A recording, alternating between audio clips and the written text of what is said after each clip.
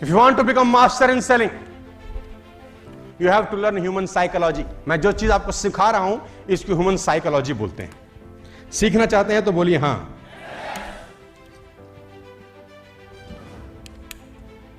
If you want to learn sales, you have to learn human psychology. आज human behaviour की बात करते हैं अपन लोग।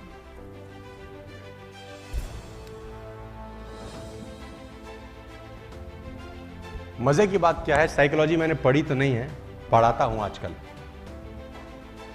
क्योंकि एक्सपीरियंस हो गया यार। वो मेरे एक फ्रेंड है, ऑल इंडिया मेडिकल में डॉक्टर है, तो मैंने उनको बोला सर हमेशा से ऐसा सुनता हूं मैं कि ऑल इंडिया मेडिकल में आदमी जाता है ठीक होके आता है, बाकी हॉस्पिटल से मार खाया हुआ व्यक्ति भी अगर ऑल इंडिया मेडिकल चला जाए तो उसका जो इलाज है वो बड़ा अच्छा होता है सर। और ऐसा हमने सुना है आप लोगों ने। तो मैंने कहा सर आप भी उसी मेडिकल इंस्टीट्यूट से पास आउट हो जहां से बाकी हॉस्पिटल्स के डॉक्टर पास आउट हैं। मैं डॉक्टर्स अलग अलग हॉस्पिटल के नाम नहीं ले सकता, तो अलग अलग हॉस्पिटल्स में अलग अलग डॉक्टर्स हैं, वो भी उसी मेडिकल इंस्टीट्यूट से पास आउट है, वही किताबें पढ़ के आए, हो सकता है टीचर भी एक ही हो। तो आप जो ऑल इंडिया मेडिकल में बैठे हुए लोग हो, आपके रिजल्ट इतने शानदार होते हैं और XYZ हॉस्पिटल के रिजल्ट इतने शानदार नहीं होते, क्यों? ऐसा क्या ताकत है आप में, ऐसा क्या टैलेंट है आप में? हम समझना चाहते हैं, पूरा देश समझना चाहता है। उसने बोला शर्मा जी बड़ा सिंपल है। तो मैंने बोला क्या? बोला एक्सपीरियंस। मैंने बोला एक्सपीरियंस मतलब? बोला एक्स हॉस्पिटल का डॉक्टर पूरे 2 महीने में जितनी ओपीडी देखता होगा, कह रहा मैं 2 दिन में देखता हूं। 2 महीने में जितने केस देखता होगा मैं 2 दिन में मेरी आंखों के सामने से निकल जाते हैं। उसके लिए कोई केस नया हो सकता है, मेरे लिए वही केस 100 बार आ चुका है। मैं ह्यूमन साइकोलॉजी समझ गया।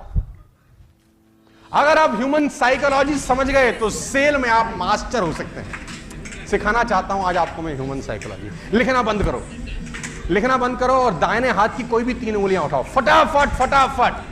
हाँ ठीक है, अब तुरंत अपने दिमाग में एक फर्नीचर याद करो आंख बंद करके, तुरंत, बदलना नहीं है, कुछ भी याद करो फर्नीचर अपने दिमाग में आंख बंद करके। तुरंत कोई भी एक फूल याद करो, तुरंत कोई भी एक कलर याद करो, तुरंत 1 से लेकर 10 तक कोई भी नंबर याद करो।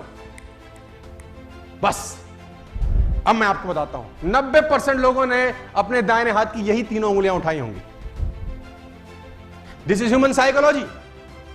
90% लोगों ने फर्नीचर में कुर्सी सोची होगी। This is psychology. 90% लोगों ने गुलाब का फूल सोचा होगा। This is psychology. 90% लोगों ने 1 में से 10 में 7 नंबर सोचा होगा। This is psychology. 90% लोगों ने लाल रंग सोचा होगा। This is human psychology.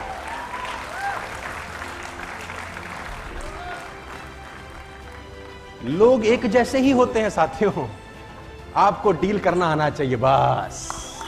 लोग अलग अलग नहीं होते। All people are same. People are not different my dear friends. कभी कभी लोगों का फिलॉसफी साइकोलॉजी एक जैसा ही रहता है। समझाने का कोशिश करता हूं। इंपॉर्टेंट टॉपिक पे आ गया हूं मैं आज। कुछ हालांकि 3 घंटा कम होता है किसी भी ट्रेनिंग वर्कशॉप को डिलीवर करने के लिए, लेकिन फिर भी कोशिश करते हैं आपको लेके जाएं। मैं एक एग्जांपल देता हूं अक्सर, दिमाग कैसे काम करता है। सेल्समैन को यह समझना बहुत जरूरी है, हाउ माइंड वर्क्स। दिमाग काम कैसे करता है, तभी दिमाग के साथ खेल सकता है ना। तभी बोलता हूं सेलिंग इज एन आर्ट, कि सामने वाला, मुझे 14-15 साल हो गए यार। क्यों एक्सपीरियंस बोलता हूं, इस 14-15 सालों में 12-13 स्टेट में कौन सा गांव नहीं गए, कौन से शहर में नहीं गए, कौन से ऑडिटोरियम में नहीं गए, कौन से घर में जाके प्लान नहीं दिखाया। इतने लाखों हजारों लोगों से मिल चुके हैं कि ह्यूमन साइकोलॉजी पकड़ में आती है। अब तो इतना समझ में आ गया कि आदमी आंखें सामने बैठ के पलक झपकाएगा तो अंदाजा हो जाता है करेगा कि नहीं करेगा। यह भी अंदाजा हो जाता है कि हमारे बारे में सोच क्या रहा है। अच्छा सोच रहा है कि बुरा सोच रहा है, अच्छे भाव रखता है कि बुरे भाव, वो बोले कि ना बोले। चेहरा जो है ना वो सबसे बड़ी जबान है यार। आप किसी को भी बरगला सकते हैं, लेकिन चेहरे पे मन के भाव प्रकट हो जाते हैं। इस ह्यूमन साइकोलॉजी। एक आदमी को मैं एग्जांपल देता हूं अक्सर, ह्यूमन साइकोलॉजी समझते हैं। किसी कंट्री में फांसी का सजा हुआ। फांसी का सजा जब उसको हुआ गया तो वहां के डॉक्टर ने एक एक्सपेरिमेंट करने की सोची और डॉक्टर ने उसको कहा कि देख फला दिन तुझे फांसी देंगे, ये तय है।